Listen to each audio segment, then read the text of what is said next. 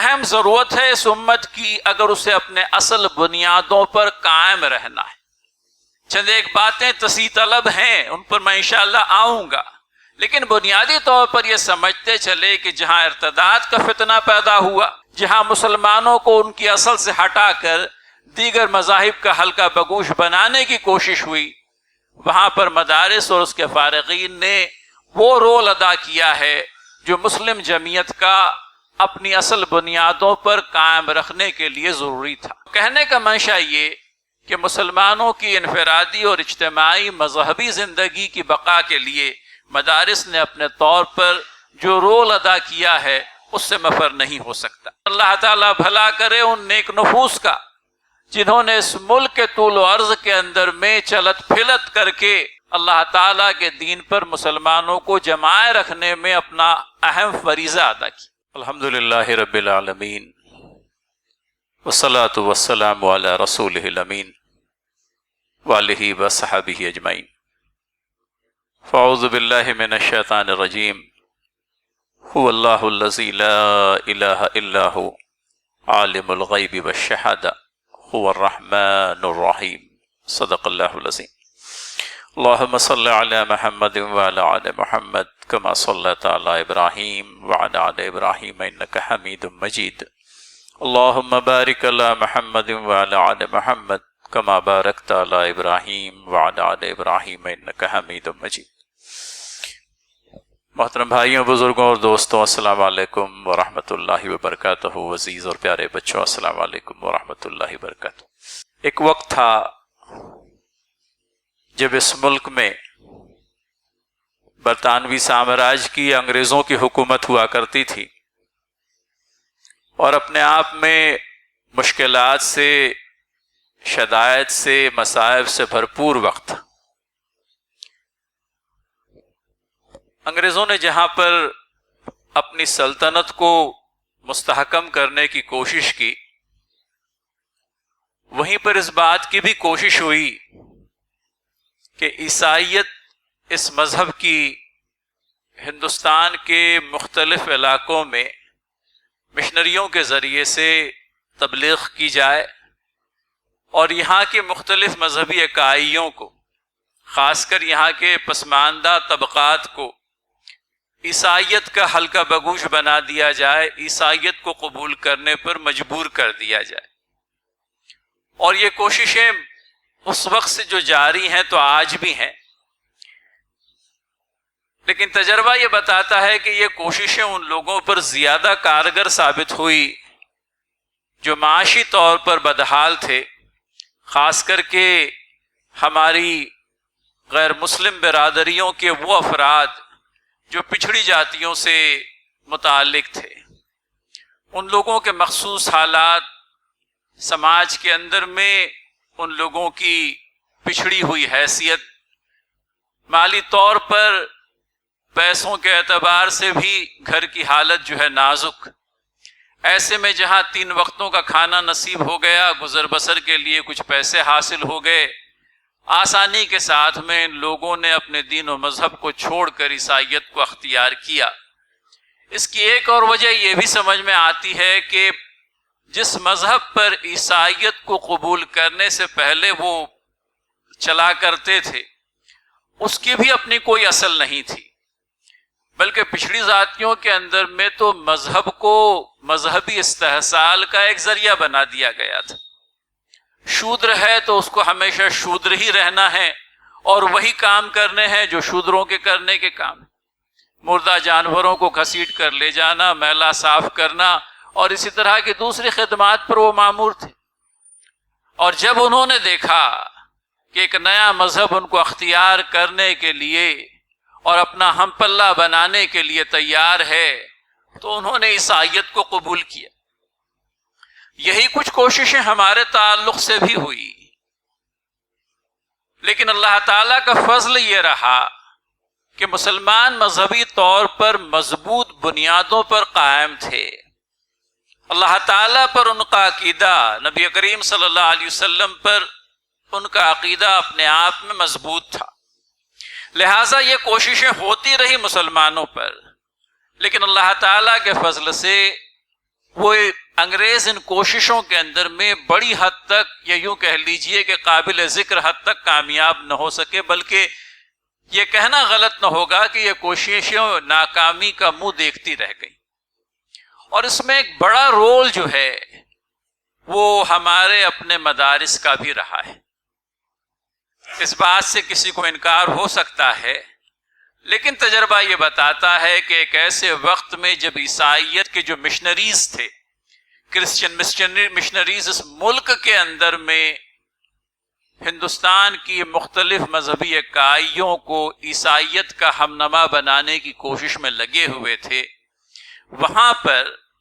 اس بات کو محسوس کیا گیا کہ مسلمانوں کو اسلامی بنیادوں پر بنائے رکھنے کے لیے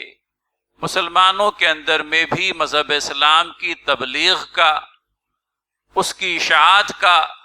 اور یوں کہہ لیجئے کہ مسلمانوں کو اپنے دین سے وابستہ رہنے کی تلقین کرنے کا مستقل ذریعہ ہو.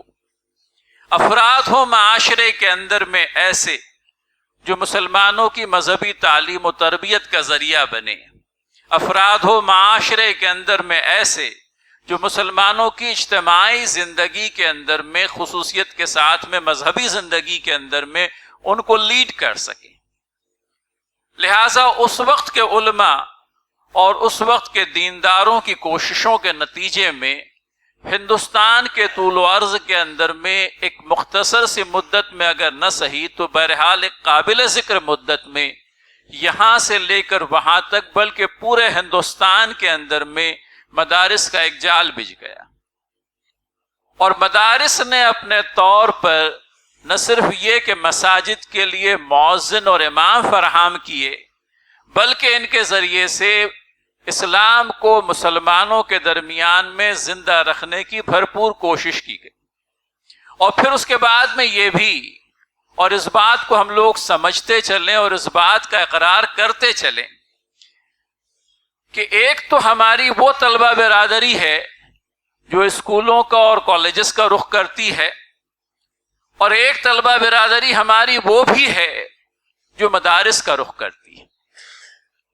یہاں سے ہمیں ڈاکٹرز، انجینئرز، وکلاء اور طرح طرح کے پروفیشنلز حاصل ہوتے ہیں، اور وہاں سے ہمیں اپنی مذہبی رہنمائی کرنے کے لیے، اپنی مذہبی تعلیم و تربیت کی انجام دہی کے لیے افراد میسر آتے ہیں. مولوی حضرات، امام اور مؤذن تو حاصل ہوتے ہی ہوتے ہیں، لیکن ان کے علاوہ مفتیان ہے، عالم دین ہے، فضلائے امت ہیں جو ان مدارس سے حاصل ہوتے رہیں. اور مدارس کے اندر میں یہ سمجھتے چلے ہم لوگ کہ یہ ہمارا ایک متوازی تعلیمی نظام ہے. مدارس ہمارا ایک متوازی تعلیمی نظام ہے، اور ایک محتاط اندازے کے مطابق ہماری اپنی طلبہ برادری، جس میں طلبہ اور طالبات دونوں شامل ہیں، کم از کم 5% طلبہ اور طالبات ایسے ہیں جو ان مدارس کے فارغین میں سے، یعنی یوں سمجھ لیجئے کہ 100 میں سے 95 افراد اگر اسکولوں اور کالجز کی پیداوار ہے تو 5% افراد ایسے ہیں جو ان مدارس کے ذریعے سے ہم کو حاصل ہوتے ہیں.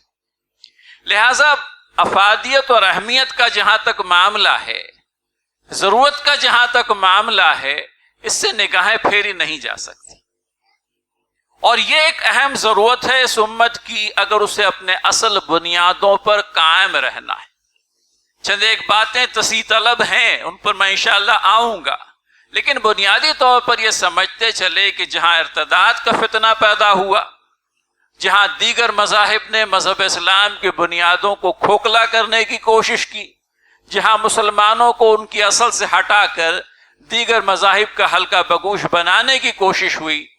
وہاں پر مدارس اور اس کے فارغین نے وہ رول ادا کیا ہے جو مسلم جمعیت کا اپنی اصل بنیادوں پر قائم رکھنے کے لیے ضروری تھا. اور یہی وجہ رہی کہ اس ملک کے اندر میں دھرم پریورتن کی بہت سی کوششیں انگریزوں کے ذریعے سے بھی ہوئی اور بعد میں ہمارے اپنے ہم وطنوں کے ذریعے سے بھی ہوئی، لیکن اللہ تعالیٰ بھلا کرے ان نیک نفوس کا جنہوں نے اس ملک کے طول و عرض کے اندر میں چلت پھلت کر کے اپنی جانفشانیاں اور کوششیں لگا کر اللہ تعالیٰ کے دین پر مسلمانوں کو جمائے رکھنے میں اپنا اہم فریضہ ادا کی۔ اللہ تعالیٰ کا ہی فضل ہے میرے بھائی، لیکن لوگوں کو اللہ تعالیٰ ذریعہ بناتا ہے اور ان کے ذریعے سے اسلام زندہ رہتا ہے، اسلام باقی رہتا ہے، اسلامی بنیادوں پر مسلمان جو ہے اپنی انفرادی اور اجتماعی زندگی گزارنے کا اپنے آپ کو اہل پاتے ہیں۔ مثال کے طور پر چند ایک مدارس کا تذکرہ محض اس لیے کہ ہمیں تھوڑی سی یاد دہانی ہو جائے۔ مدارس تو الحمدللہ بہت سارے ہیں۔ ندوۃ العلماء جو ہے ان کے اندر میں ایک اسلامک یونیورسٹی کی حیثیت رکھتا ہے، اور اللہ تعالیٰ کا فضل ہے کہ نہ صرف اس ملک میں اس کا چرچا ہے بلکہ بین الاقوامی طور پر مسلمانوں کی یہ درسگاہ اپنا لوہا منواتی رہی ہے۔ جنوب کے اندر میں بھی باقاعدگی کے ساتھ میں باقیات الصالحات اور جامع نظامیہ کا قیام ان اولین مدارس کی صف میں یہ ہیں جو انگریزوں کے وقتوں سے چلے آ رہے ہیں۔ تو کہنے کا منشا یہ کہ مسلمانوں کی انفرادی اور اجتماعی مذہبی زندگی کی بقا کے لیے مدارس نے اپنے طور پر جو رول ادا کیا ہے اس سے مفر نہیں ہو سکتا۔ ان اداروں کے ذریعے سے چونکہ اسلام ہماری انفرادی اور اجتماعی زندگیوں کے اندر میں باقی ہے، ان مدارس کے ذریعے سے اسلام کی بقا وابستہ ہے۔ اور یہ بھی کہتا چلوں کہ صرف انہی مدارس کے ذریعے سے نہیں، اللہ تعالیٰ نے بہت سے ذرائع عنایت کیے ہیں جس کے نتیجے میں اس کا دین زندہ ہے، لیکن ان میں سے ایک اہم ذریعہ مدارس بھی ہیں۔ اور جب یہ دیکھا گیا کہ اللہ تعالیٰ کے فضل سے یہ مدارس برگبار لا رہے ہیں، یہاں کے حفاظ، یہاں کے علماء اور فضلاء، یہاں کے مفتیان اور یہاں کے شارحین مسلمانوں کے اندر میں پھیل کر مسلمانوں کی دینی بقا کا کام کر رہے ہیں، اسلام کی نمائندگی کر رہے ہیں، مسلمانوں کے اندر میں اسلام کی ایک نئی روح پھونک رہے ہیں، تو پھر یہ مدارس آنکھوں میں کانٹوں کی طرح کھٹکنے لگے۔ اور پھر خصوصیت کے ساتھ میں ہندوستان کے دیگر تمام تر تعلیمی اداروں سے صرف نظر کر کے، آنکھیں پھرا کر کے صرف مدارس کے ہی سروے کی بات کی گئی۔ اتر پردیش کی ریاست کے اندر میں حالیہ مدارس کا سروے، سرکاری طور پر جو بھی وجہ بیان کی گئی ہو، ہم یہ محسوس کرتے ہیں کہ اس طرح کا امتیازی سلوک مدارس کے ساتھ میں در حقیقت مدارس کی شبیہ کو بگاڑنے کے لیے، ان کے کیریکٹر کو مشکوک کرنے کے لیے اور مسلمانوں کو غیر مسلموں کی نگاہوں میں مشکوک بنانے کے لیے ہوا۔ آپ سروے کرانا ہی چاہتے تھے، آپ تمام تر تعلیمی اداروں کا سروے کراتے، معلوم کرتے کہ دیگر تمام تر تعلیمی اداروں کی کیا صورتحال ہے۔ آج تو سب سے بڑھ کر جن تعلیمی اداروں کو سروے کی ضرورت ہے وہ حکومت کی طرف سے چلائے جانے والے سرکاری مدارس ہیں، سرکاری اسکولز ہیں۔ کروڑوں روپے کی گرانٹ ان ایڈ، لیکن حاصل کیا ہو رہا ہے؟ سرکاری اسکول اور سرکاری اسکول کے اندر میں جو اساتذہ پڑھاتے ہیں ان کے ذریعے سے اس ملک کے اندر میں جو طالب علموں کی کھیپ آنی چاہیے تھی وہ کیسی ہے؟ ان مدارس کا معیار کیا ہے؟ وہاں پر انفراسٹرکچرل فیسلٹیز کیا کچھ اویلیبل ہیں؟ وہاں پر صاف ستھرے پانی کا اہتمام ہے یا نہیں؟ وہاں پر دیا جانے والا لاکھوں روپے کا روزانہ کا راشن کہاں جاتا ہے؟ اس بات کی تفتیش ہوتی۔ مسلمانوں کے مدارس آپ کی گرانٹ نیڈ سے نہیں چلتے، مسلمانوں کے مدارس خود اپنی آمدنی کے ذریعے سے چلتے ہیں، لہذا ویسے بھی آپ کو ان پر نگاہ رکھنے کا اور ان کی آڈیٹنگ کرنے کا اور ان کے حالات پر یوں کہہ لیجئے کہ کسی آدمی کو بیٹھانے کا، جانچ پڑتال کرنے کا کوئی حق نہیں تھا، لیکن مختلف بہانے تراش کر سروے کیا گیا، لیکن بروقت اٹھی ہوئی آوازوں کے نتیجے میں آگے کی کارروائی بحمداللہ اب تک رکی ہوئی ہے۔ ادارہ ہے، آپ دیکھیے بہت زیادہ یوں کہہ لیجئے کہ اکاؤنٹ کے مینٹیننس میں، پیپر ورک کے اندر میں اتنا زیادہ صاف و شفاف نہیں بھی ہوگا، لیکن کیا آپ اس کو بنیاد بنائیں گے ان مدارس کے ساتھ میں امتیازی سلوک کرنے کا؟ اگر آپ کو یہی دیکھنا تھا تو آپ سبھی اسکولوں کی اور کالجز کی، خاص کر سرکاری اداروں کی تحقیق و تفتیش کرتے۔ ارادوں اور نیتوں پر اس وقت انگلی اٹھتی ہے جب ارادے اور نیتیں ظاہری طور پر اس بات کا اندازہ دیتے ہیں لوگوں کو، عرف عام کو، کہ آپ کی نیت ضمن میں صاف نہیں ہے۔ آپ یہ امتیازی سلوک اس لیے کر رہے ہیں کہ در پردہ مدارس کی شبیہ آپ لوگوں کے نگاہوں میں مشکوک بنا دینا چاہ رہے ہیں۔ آپ مسلمانوں کے اداروں کے تعلق سے غیر مسلموں کے اندر میں یہ بھرم قائم کرنا چاہ رہے ہیں کہ یہ مدارس تعلیم و تربیت کا ذریعہ نہیں بلکہ خدا نخواستہ کسی اور بات کا ذریعہ ہے۔ یہ صورت واقعہ ہے، اور اس لیے ہم نے مناسب سمجھا کہ آج کے اس جمعہ کے بیان کے اندر میں ان باتوں کو آپ لوگوں کے سامنے لایا جائے۔ ایک دور وہ تھا جب بلوائیوں کے ذریعے سے ہمیں زیر کرنے کی کوشش کی جاتی تھی، گھروں کو نشانہ بنایا جاتا تھا، انسانی جانوں کا ضیاع کیا جاتا تھا، مال کا ضیاع ہوتا تھا، دکانیں نظر آتش ہوتی تھی وغیرہ تمام۔ لیکن اب معلوم ایسا پڑتا ہے کہ قانون اور عدالت کے ذریعے سے مسلمانوں کو زیر کرنے کی کوشش ہے۔ گھبرائیے نہیں، حالات کو جانیے، اور حالات کو جاننے کے بعد میں ذہنی طور پر اور عملی طور پر اس کی تیاری کریں۔ حالات کو جاننا ضروری ہے میرے بھائی۔ طوفان کے آنے سے پہلے اس کی آگہی ہو جائے تو آدمی کچھ کر سکتا ہے۔ مختلف محاذ کھلے ہوئے ہیں۔ وقف کا قانون جو 1995 میں بنایا گیا تھا، خاص کر آپ کی وقف کی املاک کو تحفظ اور پروٹیکشن دینے کے لیے، آج اس قانون کو لے کر کے سپریم کورٹ کے اندر میں مقدمہ درج ہے کہ اس قانون کو سرے سے ختم ہی کر دیا جائے۔ حجاب کے معاملے کو لے کر کے پرسوں ہیئرنگ مکمل ہو گئی، اگلے چند ایک دنوں کے اندر میں فیصلہ متوقع ہے۔ گیان واپی کا معاملہ بھی اپنی جگہ کل سے سماعت شروع ہو گئی، شاید کہ ایڈجن ہوئی۔ پھر اسی طرح سے ایک اور مسئلہ جو اس وقت سپریم کورٹ کے اندر میں درپیش ہے، وہ میں سمجھتا ہوں اس بات کو لے کر کے کہ مسلمانوں کے اندر میں طلاق کا جو دوسرا طریقہ ہے، طلاق حسن جسے ہم کہتے ہیں، آج تفصیل کا موقع نہیں، جانیے اپنے قانون کو۔ ایک تو وہ طلاق مغلظہ تھی جو ختم ہو گئی، اور اب سنت کے اعتبار سے دو طریقے، ایک طلاق حسن اور دوسرا طلاق احسن۔ طلاق احسن جس کے اندر میں عدت کے لیے طلاق دی جائے،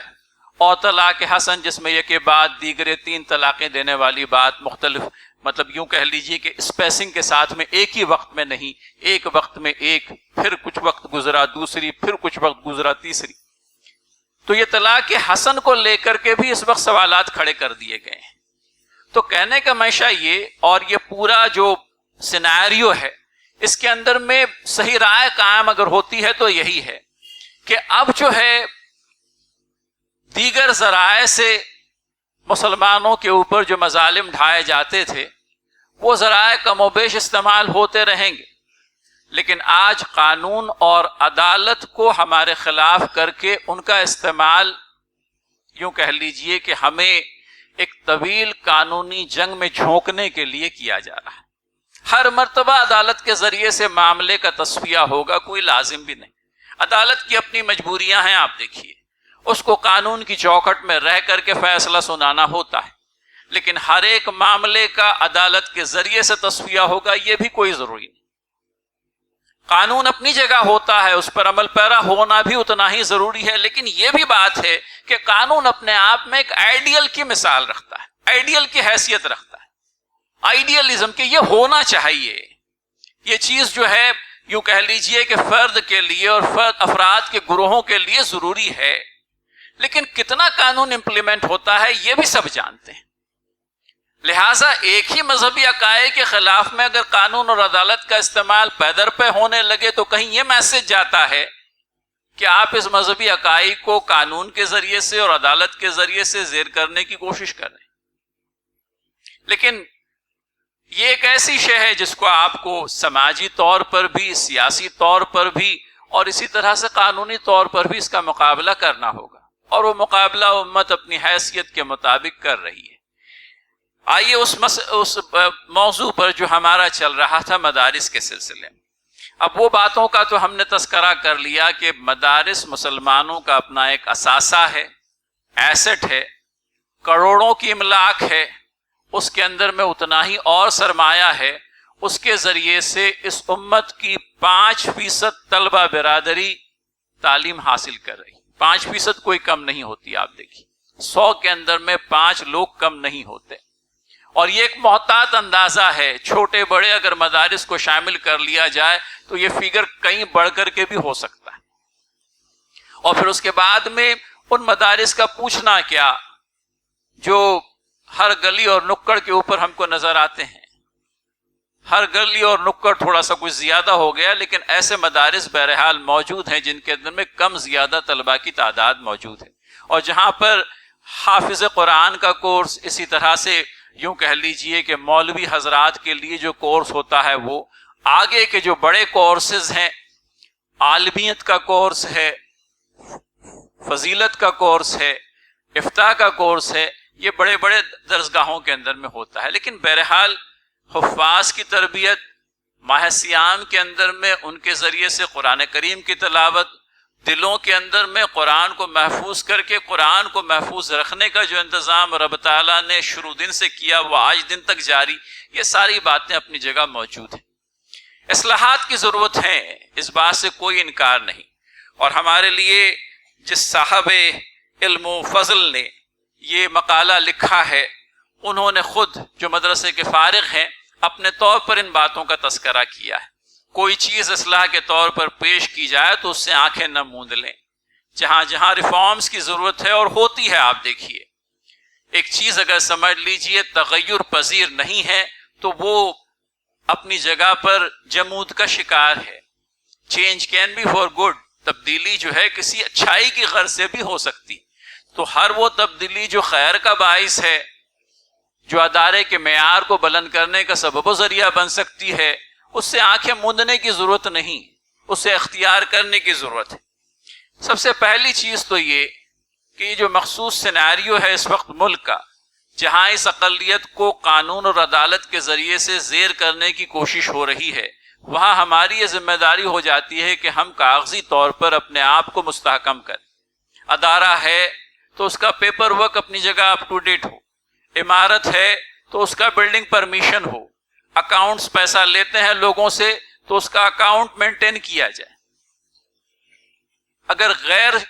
رجسٹرڈ ادارہ ہے تو کوشش اس بات کی ہو کہ ادارہ رجسٹرڈ ہو۔ ان رجسٹرڈ اور رجسٹرڈ کے اندر میں بہت بنیادی فرق ہوتا ہے۔ آپ دیکھیے جہاں جہاں ادارہ غیر رجسٹرڈ ہوگا، شکوک و شبہات کے دائرے میں آپ آسانی سے چلے آئیں گے، کیونکہ آپ پر کوئی چیک اور بیلنس ہی نہیں ہے۔ آپ اپنی منمانی کر کے ادارے کو جیسا چاہیں چلا رہے ہیں، نہ آپ کے پاس میں اکاؤنٹس ہیں، نہ آپ کے پاس میں پیپر ورک ہے، نہ آپ کے پاس میں طلباء کی حاضری کا، ان کو دی جانے والی تعلیم و تربیت کا کوئی ریکارڈ۔ ادارہ ہے میرے بھائی، اور اس ادارے کے اندر میں شفافیت کی، ٹرانسپیرنس کی بنیادی غرض یہ ہوتی ہے کہ اس کا پیپر ورک صحیح ہو۔ اب ہم نے یہ مانا اور تسلیم کرتے چلیں کہ ایک مرتبہ رجسٹرڈ کیا آپ نے ادارہ، تو جس قانون کے تحت آپ کا ادارہ رجسٹرڈ ہوگا اس قانون کے تحت آپ آ جائیں گے۔ اس قانون کے تحت جو جو سختیاں آپ پر عائد ہوتی ہے ان کو پورا کرنا پڑے گا۔ آپ کے اکاؤنٹس آپ کو ہر سال آڈٹ کرانے پڑیں گے، کسی چارٹرڈ اکاؤنٹنٹ کے ذریعے سے ان کو سرٹیفائی کرنا پڑے گا کہ آمد و خرچ کا حساب اپنی جگہ صحیح ہے۔ پھر اسی طرح سے جس قانون کے تحت آپ نے اپنے آپ کو رجسٹرڈ کرایا، اس کے جو جو ریکوائرمنٹس ہیں ان کو پورا کرنا پڑے گا۔ اور یہ ایک ایسا معاملہ ہے جہاں پر ہمارا دفتر جو ہے بہت ہی کوڑا ہے۔ ہم اس بات کے قائل ہی نہیں کہ یہ ساری چیزیں کرنی بھی چاہیے۔ میں سمجھتا ہوں میرے بھائی کہ یہ ہے دقت کا معاملہ، لیکن آپ کریں کیا؟ قانون کی زد میں نہ آنے کے لیے اگر سمجھ لیجئے کچھ قانونی باتوں کی تکمیل ہماری غرض ہے، ہماری ضرورت ہے، تو ہم کو وہ کرنا پڑے گا۔ اس تحریر کے لکھنے والے نے یہاں تک بھی لکھا ہے کہ بنیادی طور پر اگر سمجھ لیجئے آپ کی تعمیر جو ہے، آپ کا کنسٹرکشن لیگل ہے، انتھرائزڈ ہے، آپ کوشش کر کے اس کو ریگولرائز کیجئے، جو جرمانہ بھرنا ہے اس کو بھر کر کے اپنے تعمیر کی توثیق کرائیے، کیونکہ ہوتا یہی ہے۔ آپ دیکھیے انتھرائز کنسٹرکشن ہے، بلڈوزر کے آنے میں دیر نہیں لگتی، آپ کیا کہیں گے؟ ہم تو قانون کا سہارا لے کر کے آپ کی عمارت کو منہدم کر رہے ہیں، ہم کہاں کوئی زیادتی کر رہے ہیں؟ آپ اپنے پڑوسی کی عمارت کی طرف اشارہ کریں گے کہ یہ بھی غیر قانونی ہے، اس کا نمبر بعد میں آئے گا، پہلے آپ کا نمبر آ گیا۔ تو یہ صورت واقعہ ہے میرے بھائی۔ نقش دیوار پر جو تحریر ہے اس کو پڑھیں اور اس کو سمجھیں۔ یہ پہلے کبھی نہیں ہوتا تھا، یہ پچھلے 2-4 برسوں میں آپ سن رہے ہیں انہدامی کارروائیاں۔ یہ انہدامی کارروائیاں یہ ضرور ہے کہ وینڈکٹیو مائنڈ کے نتیجے میں، بدلہ لینے کی بھاونا کے نتیجے میں ہو رہی، لیکن چونکہ اپنے آپ میں اس کو قانون کی سرپرستی حاصل ہے، آپ کس پر انگلی اٹھائیں گے؟ زیادہ سے زیادہ یہ کہا جا سکتا ہے کہ بھئی ہم کو پہلے نوٹس دیا جانا چاہیے تھا، ہماری بازو ہم آپ کے سامنے رکھتے اور اس کے بعد میں یہ سب ہوتا۔ لیکن اب یہ سارا جو پروسیس آف لا ہے اس کو کبھی فالو کیا جاتا ہے، کبھی نہیں بھی کیا جاتا ہے۔ ہماری ہوش مندی کا تقاضا یہ ہے کہ ہم اپنے گھر کو صحیح رکھیں، اور جب ہمارا گھر خود ہمارے ذریعے سے صحیح رہے گا، دوسروں کو انگلی اٹھانے کا موقع نہیں رہے گا۔ وقت دینا پڑے گا، محنتیں صرف کرنی ہوگی، کچھ پیسہ بھی خرچ کرنا پڑے گا، لیکن یہ ضروری ہو گیا ہے آج کی تاریخ میں۔ اگر یہ نہیں ہوگا تو پھر کوئی زمینی کارروائی، کوئی فوجداری کارروائی، کوئی انہدامی کارروائی خدا نخواستہ ہو سکتی۔ تو مدارس کے سلسلے میں ایک بات تو یہ کہ ان کا اپنا تعمیری ریکارڈ صحیح ہو، دوسری بات یہ بھی کہ حسابات کا معاملہ نہایت صاف و شفاف ہو، اکاؤنٹس مینٹین کیے جائیں، جو پیسہ آ رہا ہے اس کی باقاعدہ اکاؤنٹنگ ہو، جو پیسہ دیا جا رہا ہے چندے کے طور پر اس کی پاوتیاں جاری کی جائے، پھر یہ کہ ان حساب کو مینٹین کیا جائے، ورنہ کل کو یہاں پر بھی کہیں آئے گا کہ یہ پیسہ کہیں باہر سے چلا آیا، حالانکہ باہر سے چل کر کچھ بھی نہیں آتا۔ آپ نے اتنے داروغہ بیٹھا رکھے ہیں کہ باہر سے چل کر آسانی سے کچھ نہیں آتا۔ آپ کی اپنی اعانتوں کے ذریعے سے، آپ کی اپنی زکوٰۃ کے ذریعے سے، آپ کے اپنے صدقات کے ذریعے سے آپ کے ادارے چلتے ہیں، اور مسلمانوں کی گاڑھی کمائی کا یہ ایک حصہ ہے جو مدارس کے اوپر خرچ ہوتا ہے، لیکن کہیں ہمارا paper work up to date نہیں ہونے کی وجہ سے الزام دھرنے کے لیے جگہ بن جاتی۔ لہٰذا یہ دوسری بات، اکاؤنٹس کی آڈیٹنگ ہو، اگر ضروری سمجھیں تو اس کو کسی چارٹرڈ اکاؤنٹنٹ کے ذریعے سے سرٹیفائی کروا کے لیں۔ پھر اس کے بعد میں تیسری بات یہ کہ رجسٹریشن کا معاملہ، میں نے آپ سے یہ بات کہی کہ رجسٹریشن کے نتیجے میں بہت سارے سوالات کا منہ اپنے آپ بند ہو جاتا ہے۔ جہاں چیزیں رجسٹرڈ ہوگی وہاں پر یوں کہہ لیجئے کہ باقاعدہ ان تمام تر ضروریات کو، ان تمام تر ریکوائرمنٹس کو آپ کمپلائی وتھ کریں گے جو ایکٹ کے تحت کمپلائی کی جانی چاہیے۔ تو یہ کوشش بھی ہونی چاہیے، جو بھی مناسب سا قانون ہے، سوسائٹیز ایکٹ ہے، پبلک ٹرسٹ ایکٹ ہے، جس کے اندر میں کم سے کم ضروریات کو پورا کرنا ہے، جس میں کم سے کم پیپر ورک ہے، ایسے کسی قانون کے تحت ادارے کو رجسٹر کرائیں۔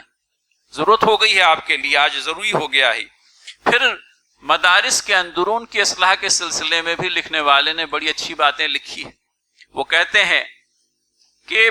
مدرسہ جو ہے وہ کسی شخص کی ذاتی ملکیت نہ ہو۔ یہ دیکھنے میں آیا ہے، آپ دیکھیے، اللہ معاف کرے چند ایک مثالیں ہوں گی، لیکن ہے مثالیں کہ جہاں مدارس کو مدرسہ چلانے والے نے اپنی ذاتی ملکیت بنا دیا، اور دیکھنے میں یہ بھی آیا کہ اس شخص کے انتقال کر جانے کے بعد میں اس کے گھر والوں نے وہ ان کی ذاتی ملکیت ہے اس پرکار کا دعویٰ کیا۔ مدارس اس امت کا اثاثہ ہے، مدارس کسی ایک فرد کا ایسٹ نہیں ہے، یہ بات کو سمجھ لینا چاہیے۔ اور جہاں جہاں مدارس ہے ان کا نظام شرعیت کی بنا پر چلے، جہاں جہاں مدارس ہے، کیونکہ اللہ تعالیٰ کا حکم ہے وَأَمْرُهُمْ شُورَىٰ بَيْنَهُمْ، ان کے معاملات، آپس کے معاملات شورا کے ذریعے سے طے۔ تو وہ کسی کی پرسنل ملکیت نہیں ہے، وہ اس امت کا اثاثہ ہے، اور اس امت کے اثاثے کو پروٹیکٹ کرنا، اس کا تحفظ کرنا، اس میں بڑھوتری کرنا، اس کو صحیح بنیادوں پر قائم رکھنا، یہ ہماری ذمہ داری۔ لہٰذا یہ ایک اصلاح کا پہلو کہ مدارس امت کا ورثہ ہے، امت کا اثاثہ ہے، چلانے والے افراد اسے اپنی ذاتی ملکیت نہ بنائیں۔ پھر اس کے بعد میں طلبہ کے تعلیمی معیار کو بلند کرنے کی کوششیں ہو، اساتذہ کی تربیت کا باقاعدہ وقتی طور پر پیریوڈیکل اسیسمنٹ ہو، ایسا نہیں کہ بس ایک لگے بندھے انداز کے اندر میں معاملہ چل رہا ہے سو چل رہا ہے، ویسے نہیں۔ بلکہ باقاعدہ اساتذہ کی تربیت کا اہتمام، طلباء کے تعلیمی معیار کو بلند کرنے کی کوشش ہو.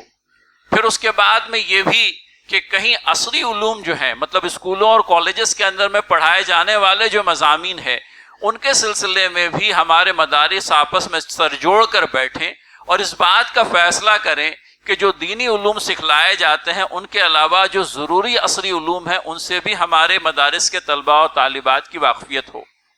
کل کو جا کر جب اسلام کی نمائندگی ان کو کرنی ہے تو حالات حاضرہ ان کو پتہ ہونے چاہیے. کل کو جب اسلام کی نمائندگی ان کو غیر مسلموں کے اندر میں کرنی ہے تو ادیان باطلہ جو ہے ان کا مطالعہ ضروری ہے. آپ بتائیں کہ آپ کے دین کے اندر میں ایسی کیا خوبی ہے جو دیگر ادیان کے اندر میں نہیں پائی جاتی. لہٰذا مطالعہ ہو دیگر مذاہب کے لٹریچر کا، ان کی بنیادی کتابوں کا، ادیان باطلہ کا، ہندوستان کے دیگر مذاہب کا جو خاص کر کے یہاں کا اکثریتی مذہب ہے اس کا، تاکہ ایک تقابلی مطالعے کے نتیجے میں یہ بات لوگوں پر ہم باور کرا سکیں کہ اللہ تعالیٰ کا دین ہی ان کے لیے کیوں مفید اور موزوں ہے. تو یہ چند اندرونی اصطلاحات ہیں جن کی کوششیں ہونی چاہیے. میں سمجھتا ہوں وقت تھوڑا ہے، کچھ اور باتیں بھی ہے جو قلت وقت کی بنا پر آج مکمل ہو نہیں پائے گی. اللہ تعالیٰ توفیق دے کسی اور موقع سے. تو بہرحال ہوش مند رہیے، دعائیں بھی کیجیے، عملی تدابیر بھی کیجیے، دل کو چھوٹا مت کیجیے میرے بھائی. دنیا کی زندگی چند روزہ ہے، اللہ تعالیٰ حامی و ناصر ہے، اس کی قوت پر یقین ہو، اپنی عملی طاقت پر یقین ہو، اپنے بازو کی قوت کے اوپر بھروسہ ہو اور رب تعالیٰ کی مدد و نصرت کے اوپر یقین کامل ہو.